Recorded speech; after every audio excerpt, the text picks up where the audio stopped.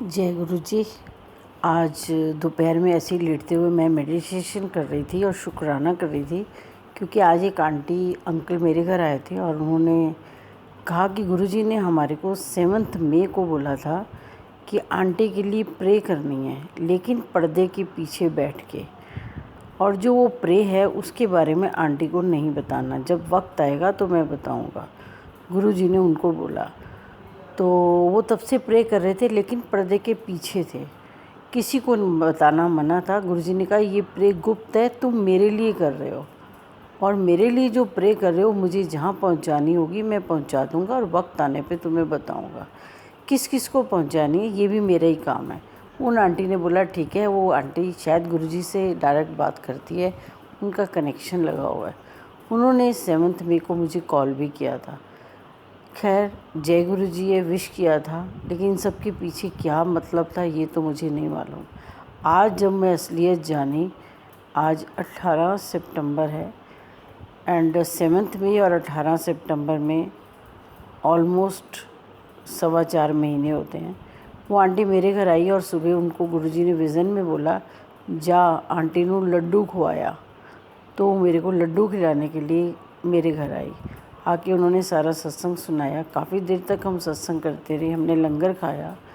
लंगर खाने के बाद मैंने सोचा गुरुजी ये कैसी लीला है, कैसे कैसे काम कराते हो, तो समझ नहीं आई। उसके बाद जब मैं ध्यान लगा रही थी तो मैं उस आंटी का तहे दिल से शुक्राना कर रही थी कि अच्छा कलयुग में भी ऐसे लोग हैं।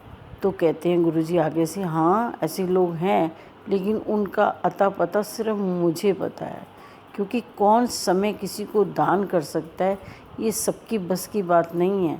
समय दान वही कर सकता है जिसका मेरे साथ डायरेक्ट कनेक्शन है। तो मैं बोलती हूँ अच्छा डायरेक्ट कनेक्शन है आपका संगत के साथ? कहते हैं हाँ, बहुत सारी पॉजिटिव संगत है, उनका कनेक्शन मेरे साथ डायरेक्ट है, पर उनकी सोल प्योर है और जो पहनावा है वो अलग है। जैसे मैं पहनावा तो कुछ और पहनता था, लोगों को कुछ और नज़र आता था, पर मैं था कुछ और, करने कुछ और आया था, जो समझ ही नहीं पाए लोग। सारा समय में चोले मेरा, कोई समझ पाया मुझे? नहीं समझ पाया ना। तो मुझे जो समझ पाया आज भी सच उसी को बताता हूँ और सेवा उससे गुप्त लेता हूँ। तो मैं कहती हूँ हाँ जी गुरुजी ये तो बात सही है। कहते तभी तो तुझे कहता हूँ प्रे करती रह, सबके लिए प्रे करती रह। प्रे तो पहुँचेगी, बट जिनके लिए प्रे कर रही है वो लेने के लिए 2 कदम आगे तो बढ़ेंगे। अगर वो 2 कदम आगे ही नहीं बढ़ेंगे प्रे लेने के लिए, तो क्या होगा? प्रे वापस गुल्लक में चली जाएगी। फिर जिसे ज़रूरत होगी फिर दे दूँगी। चिंता मत कर, जो मेरे कहने पे प्रे करता है उनके पास तो बरकत ही बरकत है, बरकत ही बरकत है। वो बरकत उनकी हर आदत से पता चलता है। उनकी पहचान उस चीज़ से है जो उनके चेहरे पे नज़र आती है। खुशियाँ उस चीज़ से है जो उनके अंदर पीस है, जो उसमें पेशेंस है, वो सारी बरकत ही है। वो नहीं मिलती, उसका कोई मोल नहीं है। वो अनमोल चीज़ इंसान खुद इकट्ठी करता है। तो गुरुजी मुझे दिखाने लगे। इतनी देर में मैंने देखा कि सी है, आई थिंक गोवा ही था, मुझे नहीं मालूम, एक्चुअली मुझे ज़्यादा पता नहीं चलता, गोवा ही था। जब मैंने बहुत पहले देखा था तो वेव्स आ रही थी जा रही थी, आ रही थी जा रही थी। तो मैंने बोला ये क्या है? कह रहे हैं ये वेव्स आती हैं अपने आप को बहुत दूरी तक जाती हैं, जब इन्हें कुछ नहीं मिलता तो ये वापस लौट के चली जाती, लेकिन ले जाते समय सब कुछ साथ ले जाती हैं। हमें क्या करना है? शोर नहीं मचाना। ये क्यों टूटा, इंजीनियर की गलती है, इसकी गलती है, ये सब बातें छोड़ो। तुम ये सोचो कि अब इसकी मरम्मत कैसे करें, इसको ठीक कैसे करें। याद है सत्संग? मैं क्या हाँ जी हाँ जी, 4 महीने पहले आपने ये सत्संग कहा था। और क्या कहा था मैंने? शांत होकर बैठ जाओ, नेगेटिव पॉजिटिव सोल्स घूम रही हैं, और जब वेव सेटल हो जाएंगी, पानी सेटल हो जाएगा ना, तो क्या होगा? जितनी भी बुराइयां वो नीचे बैठ जाएंगी और उसके बाद सब ठीक हो जाएगा। मैंने कहा हाँ गुरुजी मुझे याद है, आपने बताया था। उतनी देर में मुझे दिखाते हैं कि बहुत सारी पता नहीं बरसात हो रही है कि क्या हो रहा है, ये मुझे नहीं मालूम। और पानी जो है ना रोड्स पे आया हुआ है, लेकिन रोड्स के ऊपर जो है ना वो बहुत सेटल सा पानी है, बस ऐसे ही बह रहा है, जैसे पटरी है उसके ऊपर पानी क्रॉस कर रहा है। जैसे बारिश में ब्लॉक हो जाती है ना रोड्स, तो सारा पानी आ जाता है। तो मैं कह रही हूँ ये क्या है? कह रहे हैं अब धीरे धीरे सब सेटल हो रहा है ना, देखा नहीं अमृत वर्षा हो रही है, अमृत, ये सेटल करने के लिए है। तो मैं कहती हूँ अच्छा। कह रहे हाँ, अब कोई तूफ़ान नहीं आएगा, जब सब सेटल हो जाता है तो पानी ऐसे ही बह जाता है। फिर जितनी शहर की ब्लॉकेज होती है ना, जितनी भी सीवर ब्लॉक हो चुके होते हैं, धीरे धीरे वो सारा पानी सारे शहर में सारे ब्लॉक्स को खोल देता है।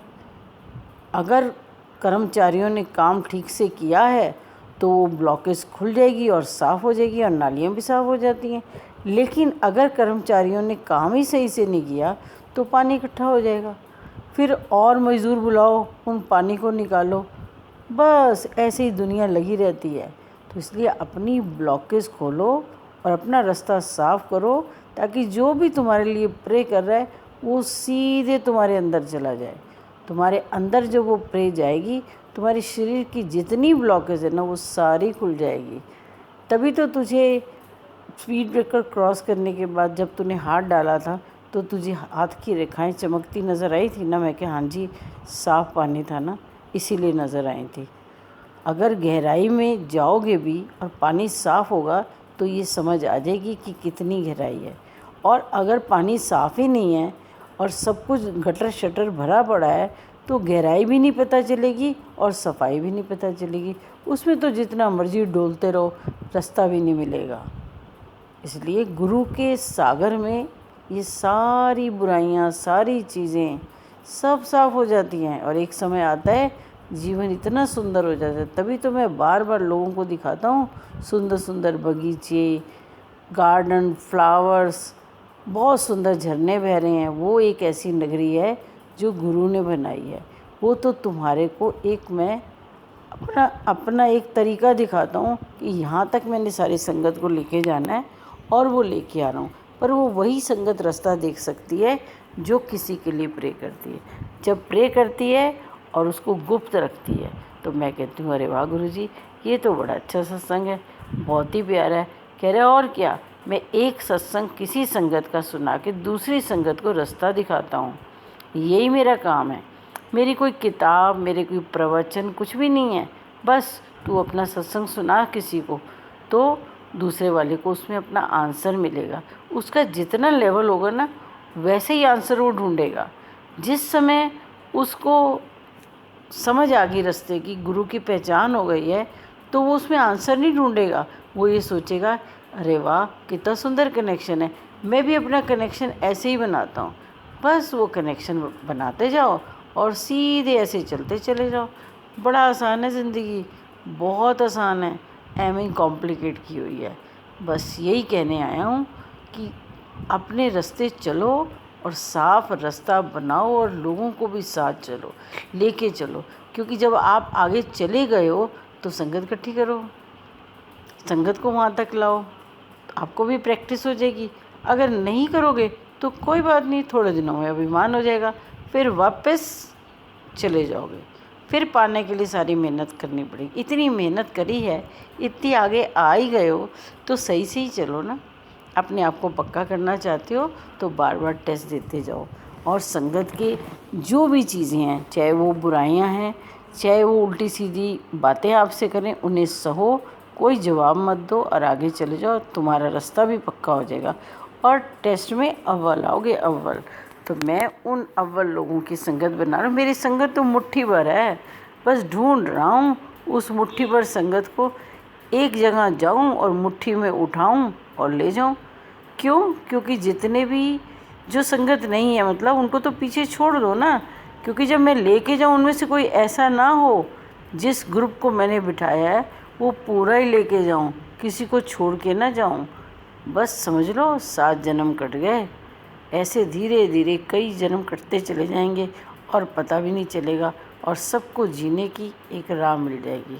सब मिलके बस गुरु की महिमा करो, सत्संग करो, लंगर करो और चाय प्रसाद और जल प्रसाद पियो। इससे ज़्यादा मुझे कुछ नहीं चाहिए। वो भी मैं खुद अरेंज कर रहा हूँ और तुम सबको दे रहा हूँ। जय गुरु जी, जय गुरु जी।